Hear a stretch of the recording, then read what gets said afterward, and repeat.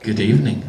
We have just had the world premiere of Chronicles of Depression at the end of night, well, almost at the end of night 3, Romford Film Festival 2026. Thank you very much to the wonderful group of individuals for bringing us a very claustrophobic chiller, I think I would refer to this film as. So, let's do something quirky and start that end with Sarah. If you would like to introduce yourself, sorry, you're going to have to share the microphone. Cutbacks. If you can introduce yourself and tell the audience what your role was on the production, please. So basically I'm a producer with British Horror Studios, so I'm more of a making things happen behind the scenes sort of person, and especially on this one, which was made by our amazing B team, who are this incredible team of people who we are basically supporting to be the next wave of filmmakers in our studio. So I was sort of excitingly detached from this a little bit, and just kind of amazed to see the footage that was coming in, and what they were all capable of doing, what they produced together. So yeah, basically I was very much behind the scenes on this, facilitating but not creatively involved in particularly. So yeah, it's been amazing to see this sort of just emerge from the ether of their talents.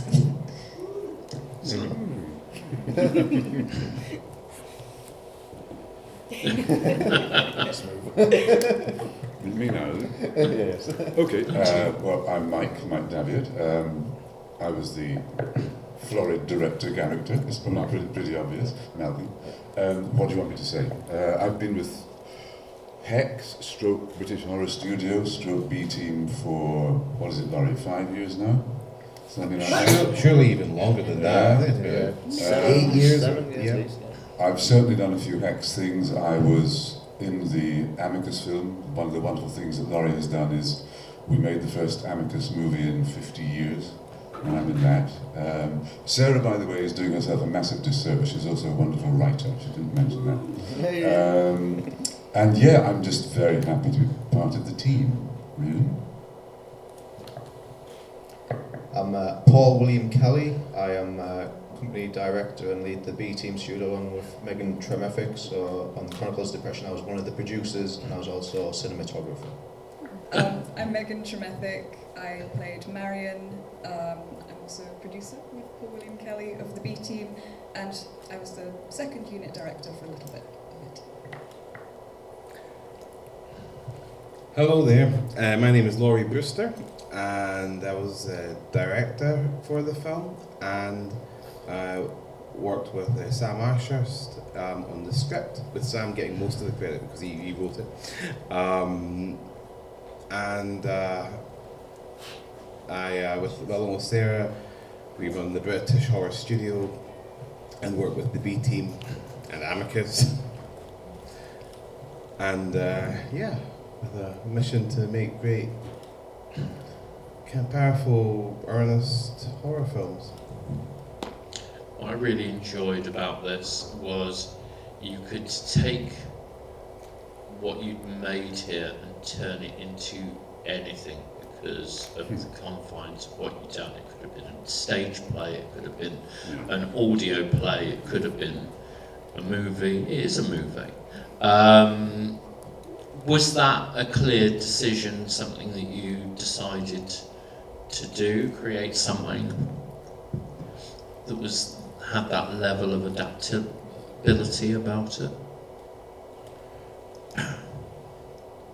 As we were looking to help develop the B team as this wing of experimental horror film development in the BHS, we really wanted to give them the best possible concept that would allow for the artists involved to concentrate on the two key components of any good film, writing and performance.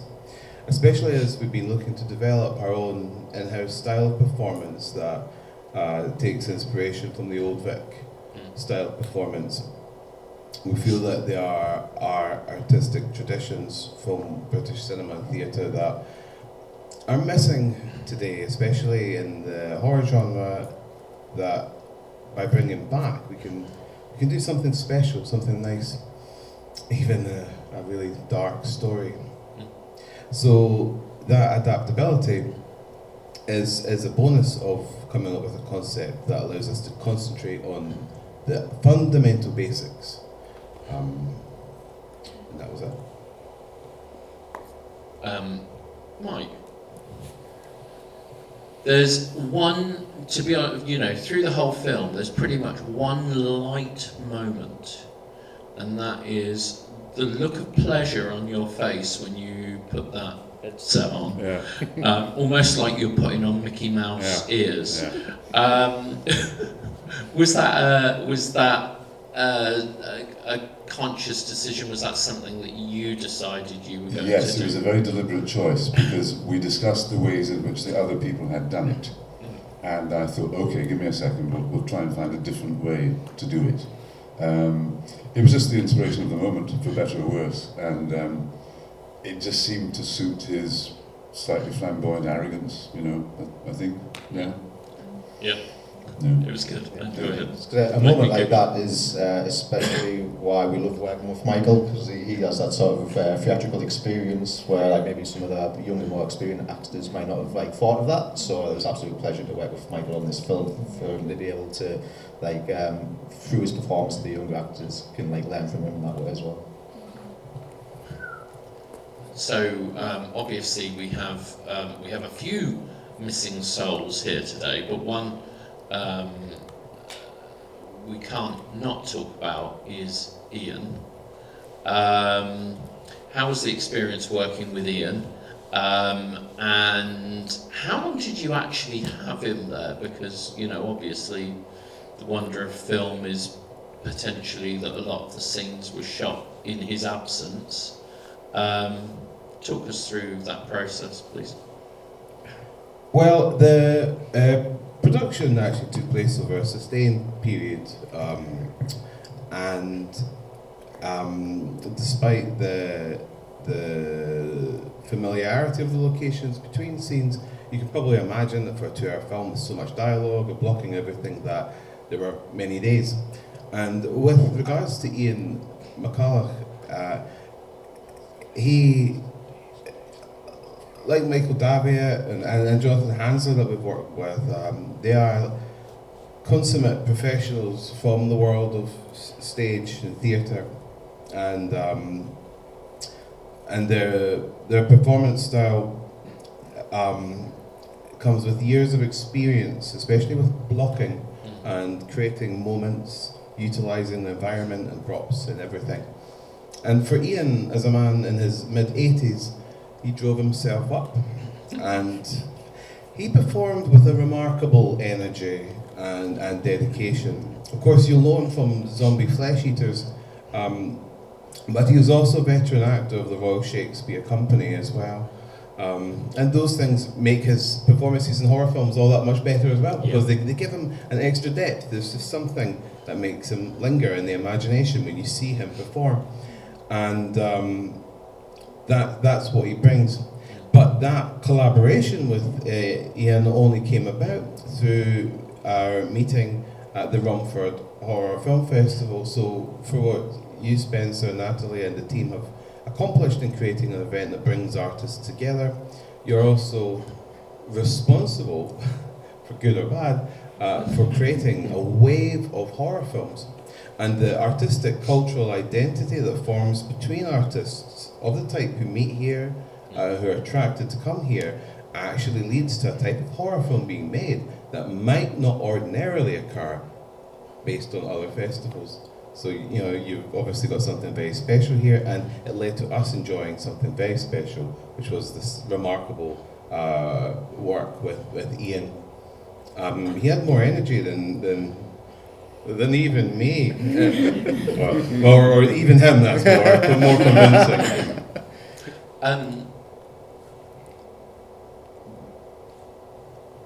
before, so how far back does the story of this feature begin? And in terms of the casting, did you always have a clear vision of who you wanted? Yes, and we all have thoughts on this. The British Horse Studio and the companies associated with it work primarily through a repertory style format.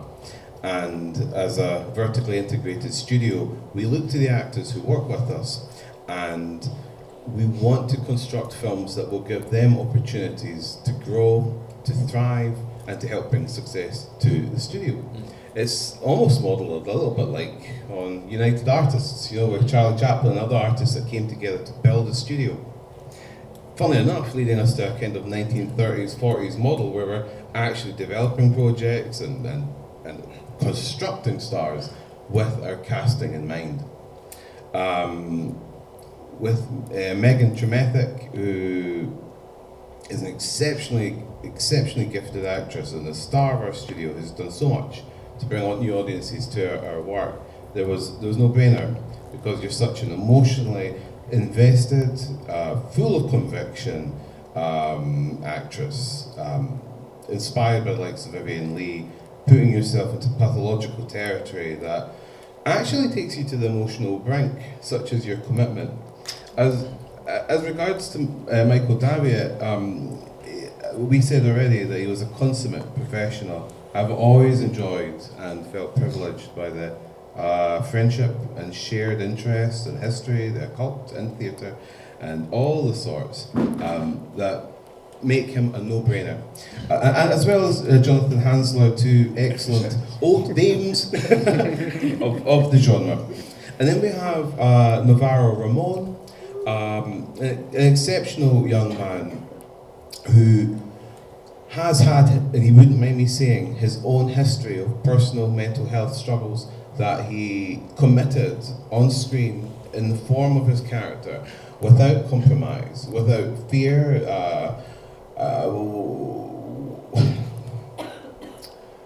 to portray something real from his heart, and to make the text of Sam Asher's come alive with a kind of pain that only he could say. And it's a shame he's not here. He's such a young, talented, handsome young man, but with such an emotional depth to him.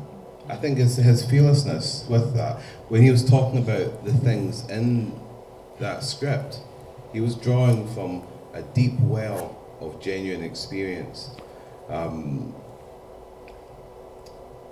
I left anyone out? Dorian. And you, Dorian. Like Navarro is another up-and-coming star of our studio. He's just directed his first feature film, which we will look forward to showing you guys hopefully soon. Again, brilliant character, actor, young Malcolm McDowell, physically committed, and I love the way he committed to that role. There was something of the Eldritch Moon about his performance, something otherworldly, and that you have to consider the vulnerability he placed himself in as well. With a film that explores institutional abuse, and there you have a young man. Well, guys, I'm sure you can probably gather some of the dark stuff that the film's subtext is looking at. He's placed himself in that, and he's journeyed through that territory in other films of ours, like Black Chariot. Yeah, he takes it all very seriously. I would also like to add, although he wasn't featured on screen, Sam McMillan, an immensely talented young actor who's featured in many British Horror Studio films, read in off screen. So he played an important role for our stars to play against, and that it was great that he was able to come out for that, even though he wasn't actually featured in the film. Megan, do you enjoy these lengthy pieces of dialogue? You had some hefty lines to deliver, especially towards the end. How do you feel about these sort of scenes? Yeah, I honestly just feel very, very grateful, and I felt really grateful from when I heard about the concept from Lawrie and the team, and when I got the script that was worked on by Sam Ashurst, who's a phenomenal writer, in collaboration with Lawrie. When I read it for the first time, I felt very emotional. It was a hard read, and even now watching the film, it is a hard watch because, you know, it's very heavy subject matter, and I felt a sense of duty to do it as much justice as I physically could. But I will say that yes, I felt very lucky to have some really beautiful poetry to say in some of my monologues. I particularly like the one near the end and the one about the stars as well. So I feel very grateful to Sam and Tori for getting to see this. So I'm going to try and be careful how I phrase this question, and I hope that you will be careful how you respond, because I don't want anyone to stumble across the interview and kind of get spoiled. But maybe it's my naivety, or maybe it's open to interpretation. Towards the end of the film, we move into what I can only describe as Francesco Zampaglione territory, with, you know, lots of motion and dark corridors, etc., etc. Did the character in question fall foul of a charlatan doctor, perhaps, or are they trapped in their own mind? We cannot possibly comment. It's open to interpretation for the viewer, of course. Yeah. You just pulse-blamed me.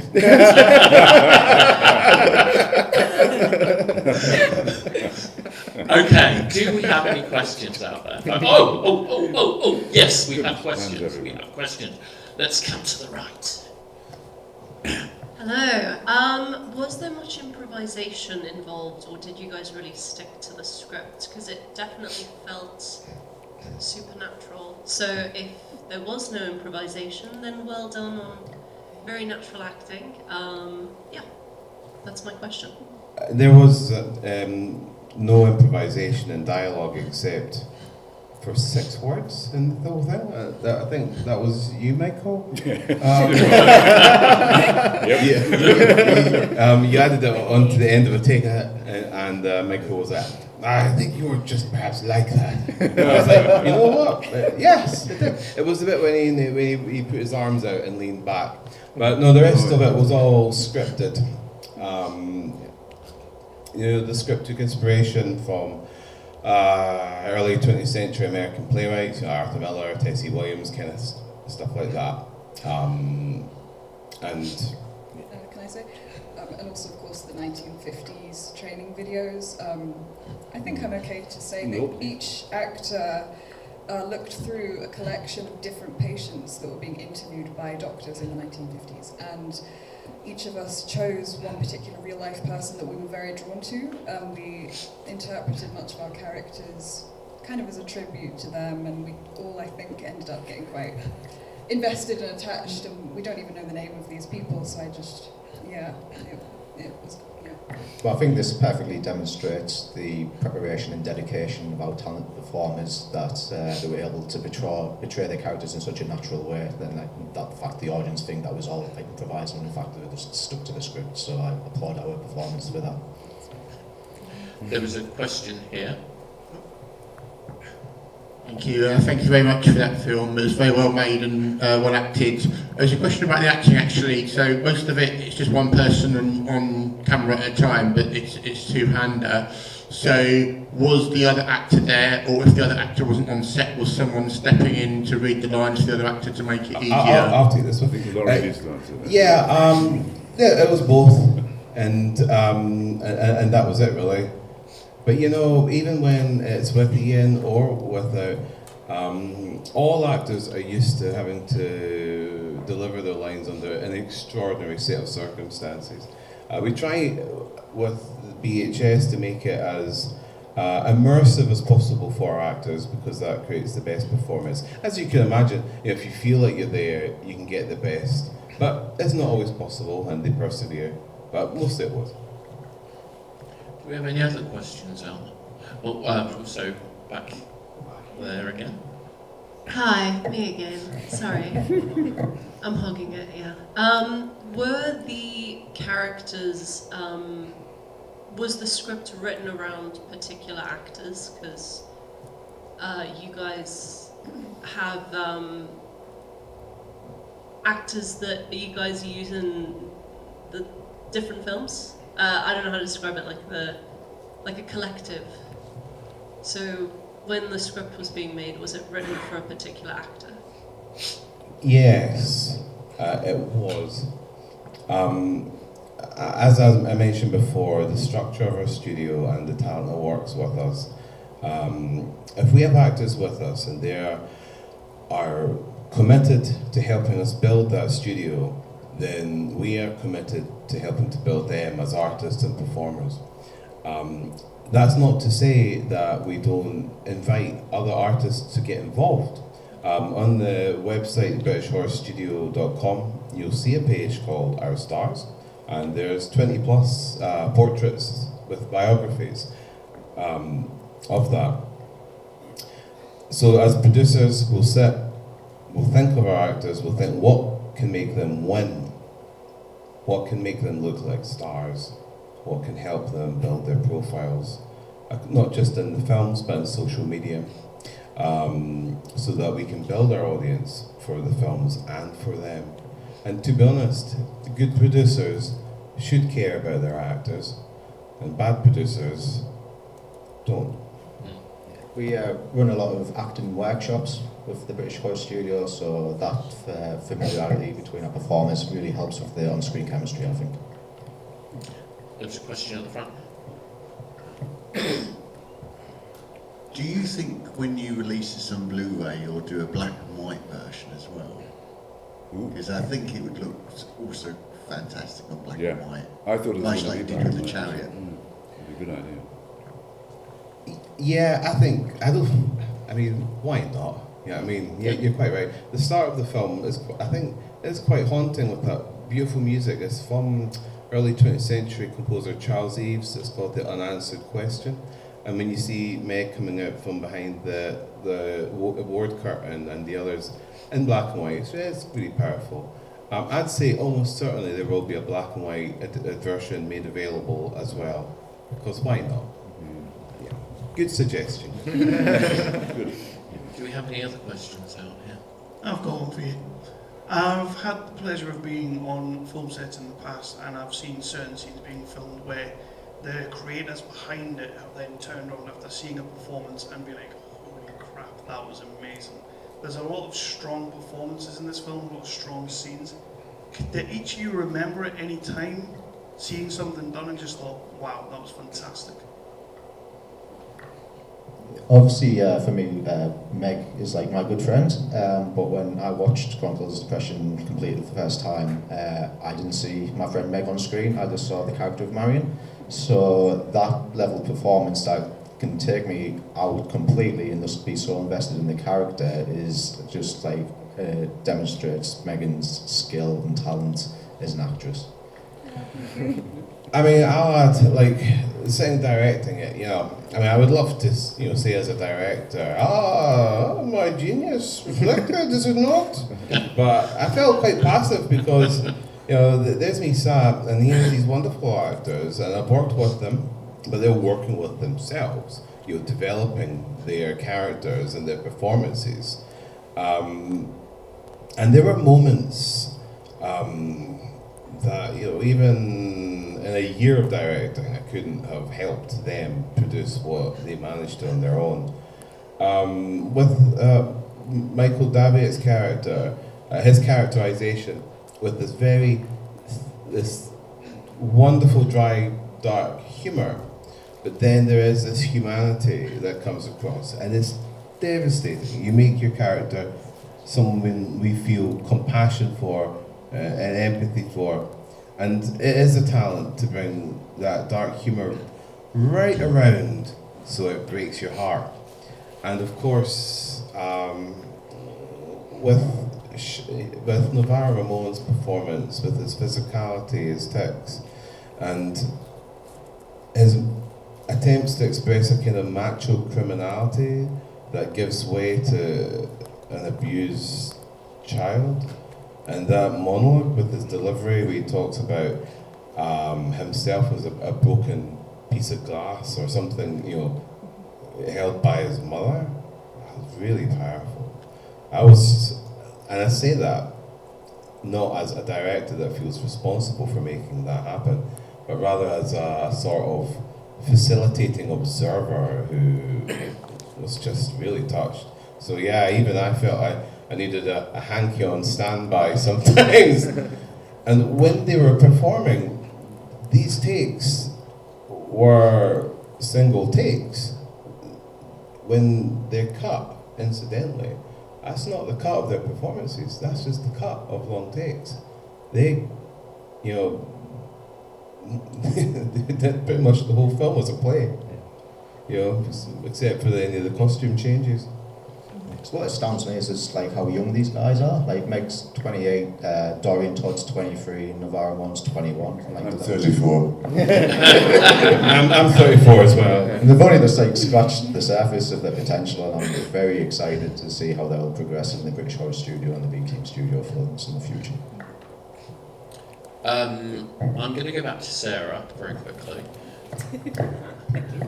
Sarah, you've been working with Lawrie now for 16 years, yeah.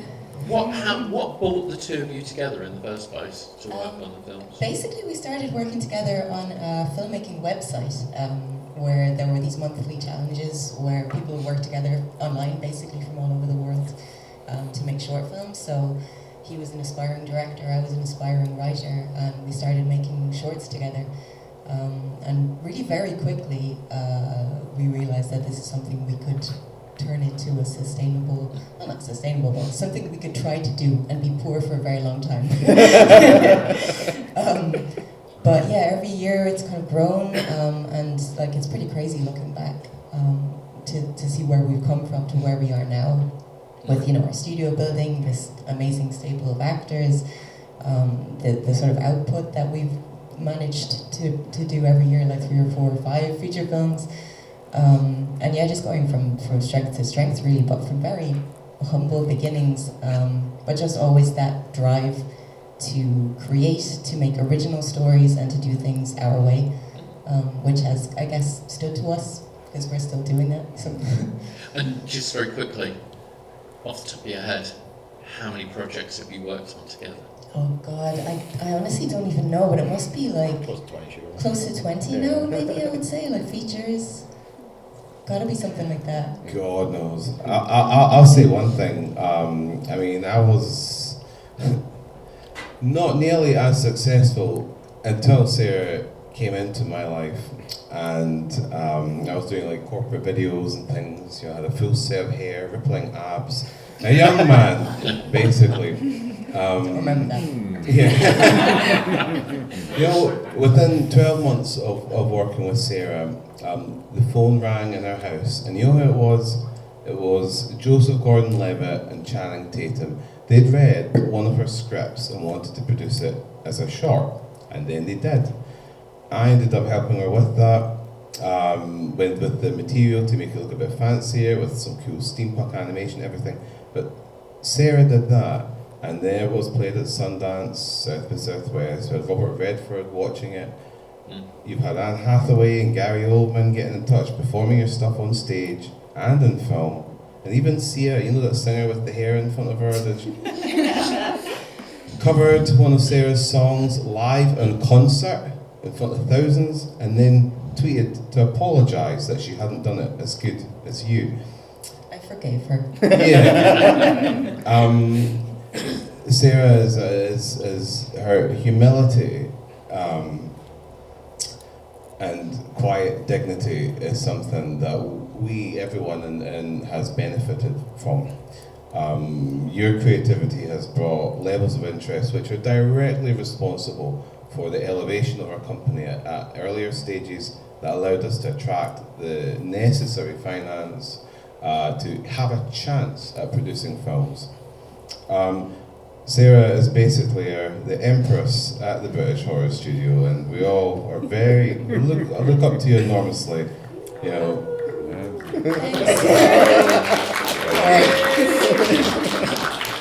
And a slightly silly offbeat question for you, but I love to hear when all of you guys come together, I love to hear people's views on your working relationships, and the one that comes up quite often, which always tickles me, when you are shooting a film, do you all stay together? And in that case, making you the Waltons, who's the last one to say goodnight? Bloody hell. Nobody has my stamina, so it's always me.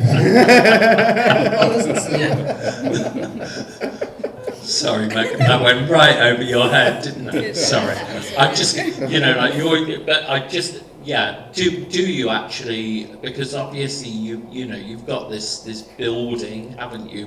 What do you want to call it? We cannot as yet confirm anything about the building, but I mean, who knows? Who knows? It's Spencer, but perhaps in a few months there'll be an announcement. Rumours, purely rumours. Purely rumours. What we'll say is, and it's always quite embarrassing, is that for space, Paul and Michael Daviot do have to sleep together nude in a vacuum packed bag. It's the only way we can store our casting crew. Wouldn't have it any other way. Yeah, Paul insisted, really. In our earlier films, we would film on location. We would maybe rent a Gothic mansion, take it over for weeks and weeks, have caterers, cast and crew living there, and it would be crazy, like House of Dark. It's like the Heart of Darkness by the end of it, Apocalypse Now. Now, in an unconfirmed manner, we do, perchance, have a place that we can come together to work. But it is so family orientated that it does feel like we're living together when we're shooting a film. I would just like to add one more thing. So, Lawrie Brewster has been a producer and director for 15 years, and I am only the third cinematographer that has worked with him. When I worked on Chronicles of Depression, I'd only been involved in filmmaking for 6 months, so for him to have the confidence and trust in me with that big responsibility is something I'd just like to personally thank you right now. Because if I was knocked over by a bus and died tomorrow, I would die a happy man to know that I was creatively involved in Chronicles of Depression. It could be arranged. Oh, thank you, Paul. I mean, you were pretty good, so we'll get you back. Thank you. I think off the back of that, we've all decided that Paul is definitely John Boy. Anyway, thank you ever so much. Don't go too far away, because if you think you know what these guys can make, we've got a real curveball for you. Spoiling you, coming up in about 5 minutes. I just wanted to give you long enough time to run to the loo if you need it. Yeah.